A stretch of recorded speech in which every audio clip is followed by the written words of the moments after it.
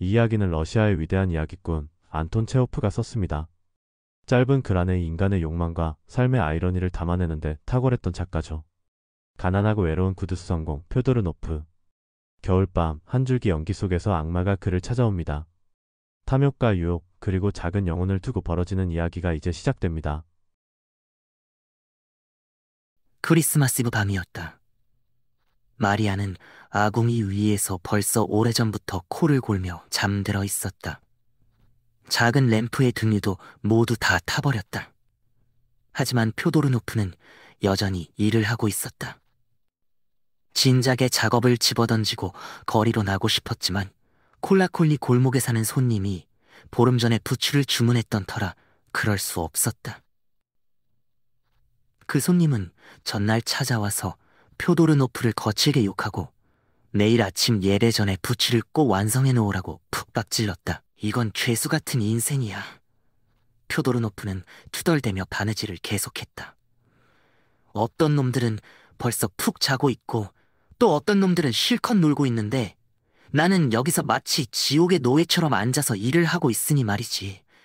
그것도 도대체 누구를 위해서인지 알 수 없는 놈들을 위해 말이야. 졸음에 빠져들지 않으려고 그는 테이블 밑에 숨겨둔 병을 꺼내어 한 모금씩 들이켰다. 그리고 매번 한 모금 마실 때마다 고개를 비틀며 중얼거렸다. 대체 이유가 뭘까? 나한테 좀 알려줘봐라.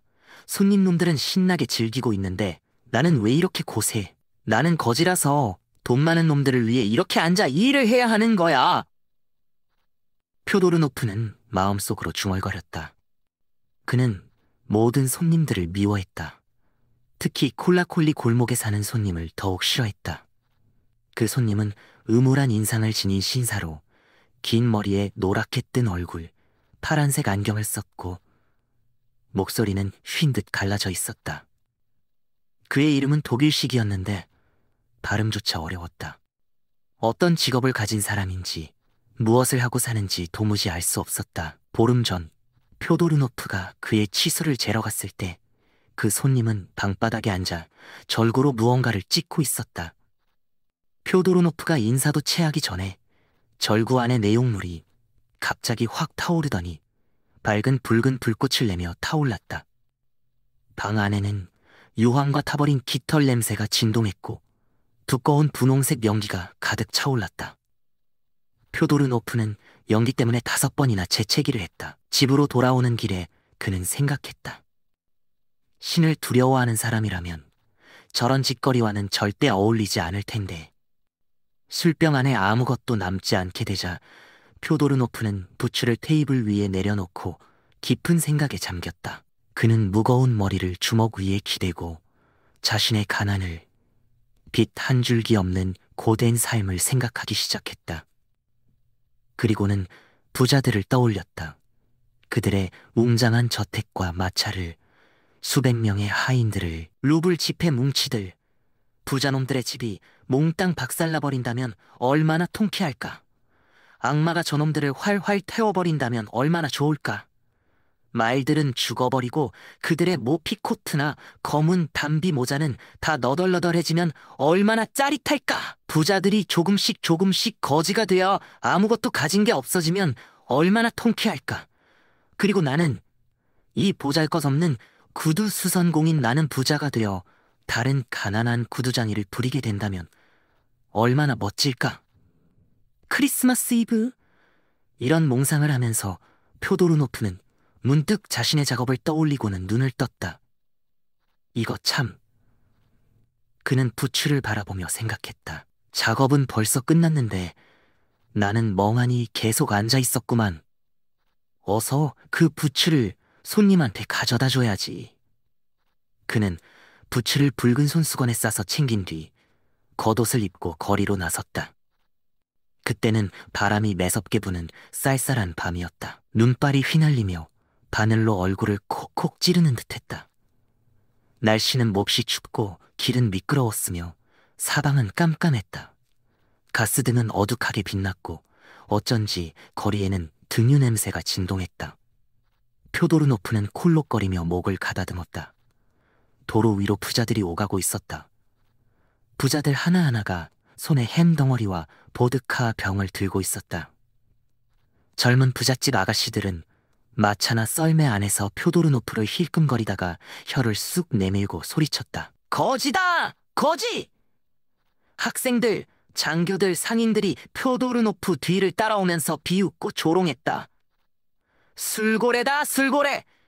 불신자놈! 구두장이 주제에! 거지 자식! 모든 게 다 모욕적이었지만 표도르노프는 꾹 참으며 그냥 퇴퇴 침만 뱉었다. 그러나 바르샤바 출신 구두장인 쿠즈마 레뷰드킨이 나타나서 비웃듯 말했다. 나는 부자 여자를 얻어 장가들었고 밑에 일하는 일꾼들도 여럿이야. 하지만 넌 여전히 거지에다 굶어 죽기 직전이지. 그 말을 듣고는 표도르노프도 참지 못했다. 그는 레벨드킨을 향해 달려들었다.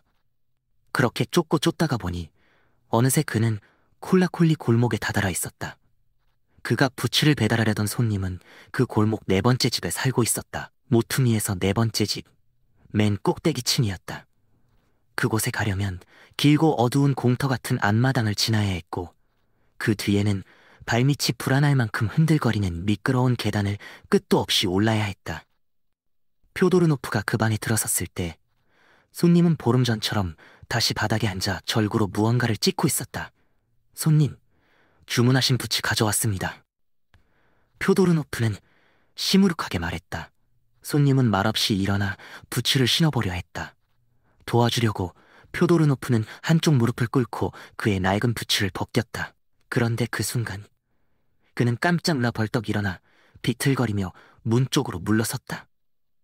손님에게는 발이 아니라 말처럼 굽이 달린 발굽이 있었던 것이다. 이거야말로 엄청난 일이다. 표도르노프는 순간적으로 생각했다. 제일 먼저 성호를 긋고 모든 것을 팽개치고 재빨리 계단을 내려가야 마땅했다. 하지만 그는 생각을 고쳐먹었다. 악마를 이렇게 직접 만나는 일은 아마 평생 한 번 있을까 말까 할 거야. 이 기회를 그냥 흘려보낸다면 어리석은 짓이지. 그는 떨리는 마음을 억누르고 마음을 다잡았다. 그리고 혹시라도 무의식 중에 성호를 긋게 될까봐도 손을 등 뒤로 꼬아 감추고는 공손하게 기침을 하고 조심스레 입을 열었다. 세상에서 악마보다 더 사악하고 더러운 것은 없다고들 합니다. 하지만 제 생각은 다릅니다, 손님. 악마님께서는 외람되게 말씀드리지만 발굽도 달렸고 꼬리도 있으시지만 학생들보다 머리가 훨씬 좋으십니다. 그 말을 듣자 악마는 기분이 좋아져 마음에 드는구나, 구두장이 하고 말했다. 자, 무엇을 원하느냐? 표도르노프는 망설이지 않고 바로 말을 이었다. 자신의 처지를 하소연하듯 표도르노프는 말을 시작했다. 어릴 때부터 그는 늘 부자들을 부러워했다고 했다. 왜 모든 사람들이 똑같이 큰 집에 살고 좋은 말이 끄는 마차를 타고 다니지 못하는지를 억울하게 여겼다고 했다. 왜 저는 이렇게 가난해야 하나요? 그는 하소연했다. 바르샤바에서 온 쿠즈마 레벤드킨이랑 제가 뭐가 다릅니까? 그 인간은 자기 집도 있고 그 안에는 모피코트를 입고 거들먹거리는데 말입니다. 코도 똑같고 손도 똑같고 발도 머리도 등도 부자들과 다를 게 없는데 왜 저는 이렇게 죽어라 일만 해야 하고 다른 놈들은 신나게 놀기만 하는 겁니까? 왜 저는 향수 냄새 풍기는 부잣집 아가씨 대신 마리아 같은 여자와 결혼해야 했을까요? 그는 부자 손님들의 집에서 아름다운 아가씨들을 종종 본 적이 있었다. 하지만 그들은 표도르노프에게 거들떠보지도 않거나 가끔 힐끔거리며 속삭이곤 했다. 저 구두장이 코 좀 봐! 새빨갈네! 하고. 물론 마리아는 착하고 성실한 여인이었다. 하지만 그를 배운 적이 없었다. 손이 무거워 때릴 때 아프게 때렸고 정치나 지식에 대해 이야기라도 하려 하면 아무 말이나 던지며 엉뚱한 소리로 끼어들곤 했다. 그때 손님이, 악마가 표도르노프의 말을 끊었다. 그래서 네 소원은 뭐냐? 표도르노프는 정중히 말했다. 부디 저를 사탄 이바노비치 가카 부자로 만들어주시기를 간청합니다. 물론이지.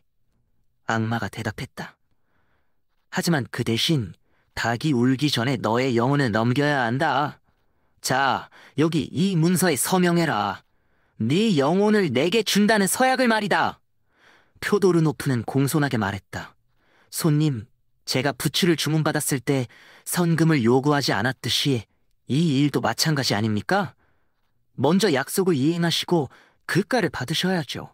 대가를 받으셔야죠. 악마는 만족한 듯 고개를 끄덕였다. 그 순간 방 안에서 밝은 불꽃이 확 타올랐다. 절구에서 밝은 불꽃이 확 타오르더니 분홍빛 두꺼운 연기가 퐁퐁 피어올랐다.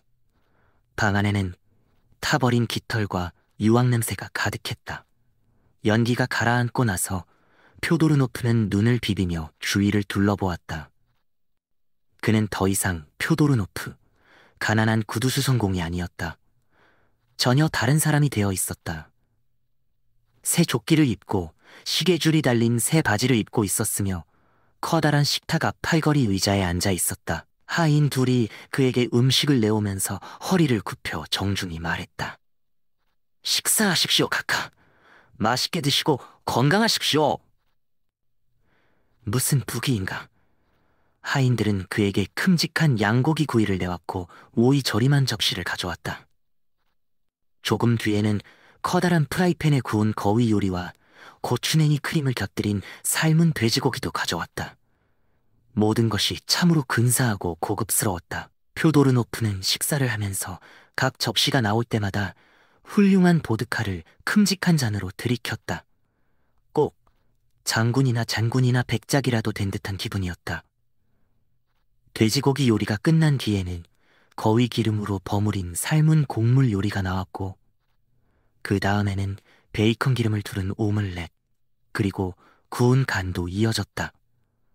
표도르노프는 끊임없이 먹으면서 황홀해했다. 게다가 양파를 채운 파이와 메가스레 찐 순무 요리까지 나왔다. 부자놈들은 이렇게 먹고도 어떻게 배가 터지지 않는 걸까? 그는 감탄하며 생각했다. 마지막으로 커다란 꿀단지 하나가 디저트로 나왔다. 식사가 끝나자 푸른색 안경을 쓴 악마가 나타나 허리를 깊이 숙이며 공손하게 물었다. 식사는 마음에 드셨습니까, 표도르 펠리치? 하지만 표도르노프는 한마디도 대답할 수 없었다. 너무 배가 불러 숨쉬기도 힘들 지경이었다. 그는 이 갑갑하고 거북한 느낌을 잊으려 자신의 왼발에 신겨진 부츠를 내려다보았다. 이런 부츠라면 옛날 같으면 칠루불반은 받아야 했을 텐데. 그는 생각하며 중얼거렸다. 이 부츠는 대체 어느 구두장이가 만든 거지? 그리고는 물었다. 쿠즈마가 만든 건가? 레베드킨입니다. 하인이 대답했다. 당장 데려와라! 얼마 지나지 않아 바르샤바 출신 구두장이 쿠즈마 레벨드킨이 나타났다. 그는 문간에 공손히 서서 물었다. 명령만 내려주시오, 가카. 닥쳐라! 표도르노프는 고래고래 소리를 지르며 발을 구르며 외쳤다. 감히 따지려 들지 마라! 네가 구두장이 주제에 어디서 주둥이를 놀려? 구두 하나 제대로 만들 줄도 모르는 주제에 네 주둥이를 때려 죽일 테다! 뭐 하러 왔느냐? 돈 받으러 왔냐? 어림없다! 토요일에 다시 오너라! 그는 하인에게 명령했다. 얘한테 한 대 후려쳐라! 그 순간 표도르노프는 문득 관거에 자신이 손님들에게 얼마나 시달렸는지를 떠올렸다. 그 생각에 마음이 무거워졌다. 기분을 돌리기 위해 그는 주머니에서 살찐 지갑을 꺼내 돈을 세기 시작했다. 돈은 아주 많았다. 하지만 표도르노프는 더 많은 돈을 갖고 싶어졌다. 파란 안경을 쓴 악마는 더 두툼한 지갑 하나를 가져다 주었다. 그런데도 그는 여전히 만족할 수 없었다. 돈을 셀수록 마음은 더 불만스럽고 허전했다. 저녁이 되자 악마는 풍만한 몸매의 여자를 빨간 드레스를 입혀 데려왔다. 이 여자가 네 새 아내다. 악마는 말했다. 표도르노프는 밤새 그녀를 껴안고 키스하고 진저브레드를 먹으며 보냈다. 밤이 되어 푹신한 거위털 침대에 누웠지만 이리저리 뒤척이기만 하고 잠들 수가 없었다. 왠지 모를 불길한 느낌이 들었다. 돈이 이렇게 많은데 그는 아내에게 말했다. 도둑이 들지 않게 조심해야 해. 촛불 들고 집안을 살펴봐야겠어. 그는 밤새 한숨도 자지 못하고 수시로 일어나 돈 상자를 확인했다. 아침이 되자 그는 성 마르틴 교회로 예배를 보러 갔다. 하지만 교회 안에서는 가난한 자나 부자나 똑같이 취급받았다. 예전 구두수 선공 시절 표도르노프는 주여, 죄 많은 저를 용서하소서 하고 기도했다. 지금 부자가 된 뒤에도 그는 똑같은 기도를 할 뿐이었다. 결국 무슨 차이가 있나? 그는 생각했다. 죽고 나면 부자 표도르노프도 금이나 다이아몬드 관에 묻히는 것이 아니라 가난한 거지와 똑같이 검은 흙 속에 묻힐 뿐이었다. 그리고 지옥에서는 구두장이들과 똑같은 불 속에서 타게 될 터였다. 이 모든 것이 억울하게 느껴졌다. 게다가 전날 밤의 과식 때문에 몸이 무겁고 답답했다. 기도 대신 그의 머릿속은 돈 상자와 도둑, 그리고 악마에게 팔아넘긴 영혼 생각으로 가득했다. 예배를 마치고 교회를 나오면서 표도르노노프는 몹시 기분이 나빴다. 우울한 생각을 떨쳐버리려 예전처럼 큰 소리로 노래를 부르기 시작했다. 하지만 그 순간 경찰관이 달려와 모자챙에 손가락을 대며 말했다. 카카하, 신사분들은 거리에서 노래를 부르면 안 됩니다. 여기는 구두장이가 아닙니다. 표도르노프는 울적한 기분으로 담장에 등을 기대고 서서 생각했다. 어떻게 하면 기분이 풀릴까? 카카, 포터 짐꾼가 소리쳤다. 담장에 기대지 마십시오. 모피코트가 망가집니다. 할 수 없이 표도르노프는 가게에 들어가 가장 좋은 콘서트나 손풍금을 하나 샀다. 그리곤 거리로 나와 연주를 시작했다. 사람들은 손가락질하며 웃었다. 아니, 신사 양반이 손풍금을 다 들고 다니네. 마부들도 비웃었다. 신사 주제에 거리에서 저런 소란을 피워서야 되겠나? 경찰관이 말했다. 차라리 선술집에나 들어가시지요, 카카. 그리스도의 이름으로 자비를 베푸소서. 거리의 거지들이 사방에서 몰려들어 구걸하기 시작했다. 예전 구두수 성공 시절에는 거지들이 그를 쳐다보지도 않았었다. 하지만 지금은 그를 그냥 지나가게 놔두지도 않았다. 집에 돌아오니 새 아내가 그를 기다리고 있었다. 그녀는 녹색 블라우스에 빨간 치마를 입고 있었다. 표도르노프는 다정하게 대해주려고 팔을 들어 등짝을 한 대 쳐주려 했지만 여자는 화를 내며 소리쳤다. 무식한 촌놈, 신사, 숙녀가 어떻게 행동해야 하는지도 모르는 주제에 날 사랑한다면 내 손에 입을 맞추시오. 날 때리는 건 절대 용납 못해. 젠장할 인생이군. 표도르노프는 속으로 생각했다. 사람 사는 게 이따위라니.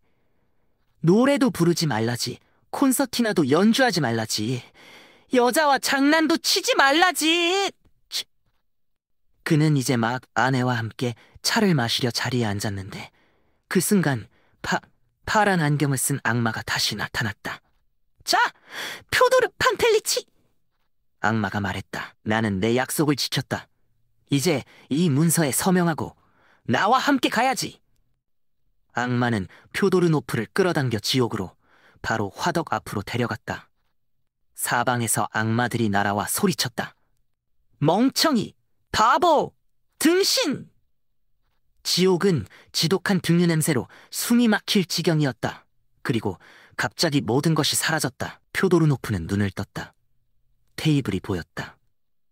그 위에는 부추와 주석 램프가 있었다. 램프 유리는 시커멓게 그을려 있었고 심지에서는 굴뚝처럼 지독한 연기가 피어오르고 있었다. 테이블 옆에는 파란 안경을 낀 손님이 서 있었다. 그는 화를 내며 고함쳤다. 멍청이! 바보야, 이 얼간이야! 내가 너한테 부추를 주문한 게 벌써 보름 전인데 아직도 완성 못했단 말이냐? 내가 하루에 몇 번씩 여기 들락거려야 되겠냐? 이 무능한 놈! 이 짐승 같은 놈! 표도르노프는 고개를 끄덕이고 조용히 부츠 작업을 다시 시작했다. 손님은 계속 욕설과 협박을 퍼부었다. 오랫동안 욕설을 퍼붓던 손님이 겨우 진정하자 표도르노프는 시무룩하게 물었다. 그런데 손님은 무슨 일을 하십니까? 나는 뱅골 불꽃과 폭죽을 만드는 사람이다. 화약 기술자지. 손님이 대답했다. 그때 교회에서는 아침 예배를 알리는 종소리가 울리기 시작했다. 표도르노프는 손님에게 부츠를 건네고 대금을 받았다. 그리고 교회로 향했다. 하지만 결국 모두를 기다리고 있는 것은 같은 무덤이었다. 삶에는 자기 영혼의 조각 하나라도 악마에게 넘겨줄 만큼 가치 있는 것은 아무것도 없었다.